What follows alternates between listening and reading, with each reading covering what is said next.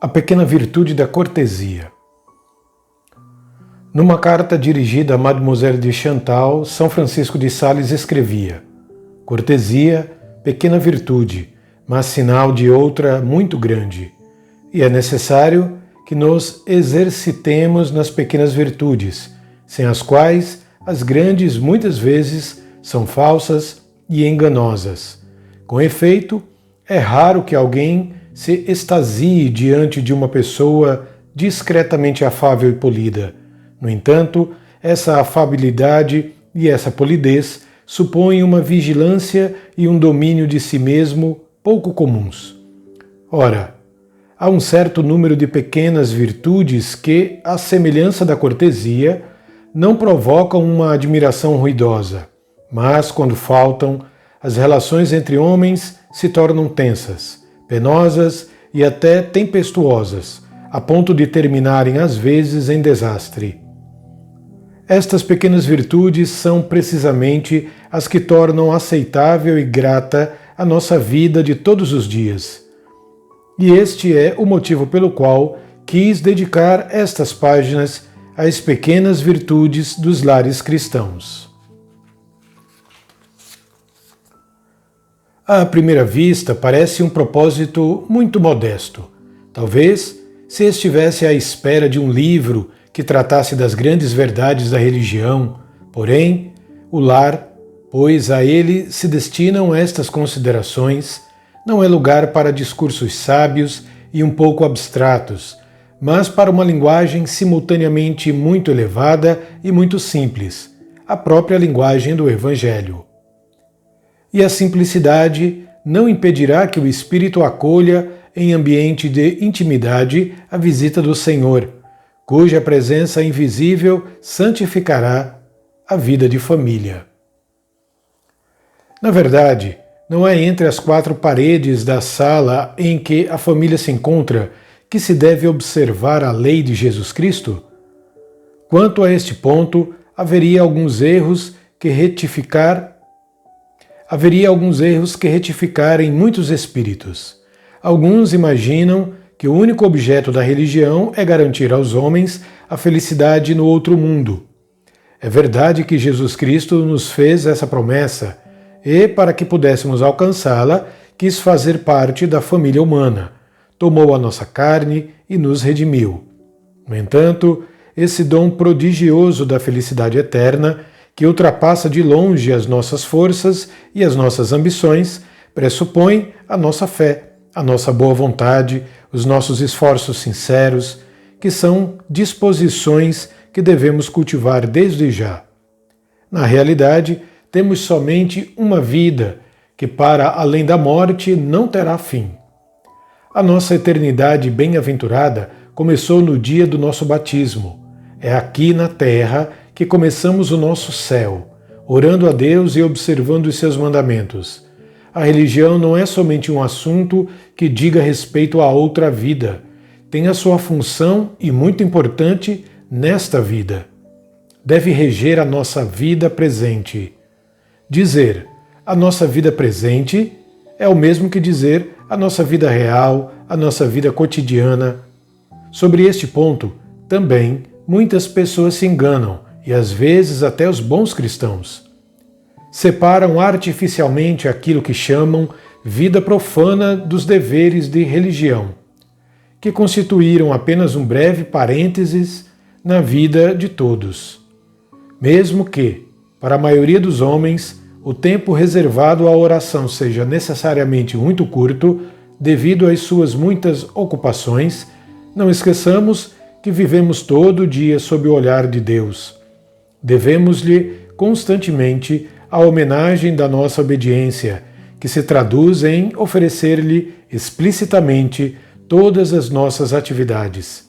Falando com propriedade, a expressão vida profana não tem sentido para um cristão, pois toda a sua vida está consagrada a Deus, a quem deve honrar em todas as suas ações, mesmo nas mais triviais. Quer comais, quer bebais, escrevia São Paulo, ou façais qualquer outra coisa, fazei tudo para a glória de Deus. 1 Coríntios 10, 31. Algumas pessoas se entristecem por não terem tempo para ir mais frequentemente à igreja, pela complexidade das suas responsabilidades profissionais e domésticas, não conseguem tempo para dirigir a Deus uma longa oração. Mas não sabemos que, embora curta, a nossa oração pode ser muito intensa? E por que procurar a Deus por um caminho em que Ele não nos espera? Deus marcou o encontro conosco no lugar em que a sua providência nos colocou. É lá que o encontraremos com certeza, no meio das nossas obrigações cotidianas. Pensemos apenas em oferecer-lhe essas tarefas, cumprindo-as o melhor que possamos. Os nossos dias passam-se no lugar de trabalho ou no lar, e no caso da mãe de família, esses dois campos de ação se identificam, pois o seu trabalho mais importante é no lar. É aí que se devem praticar as virtudes cristãs.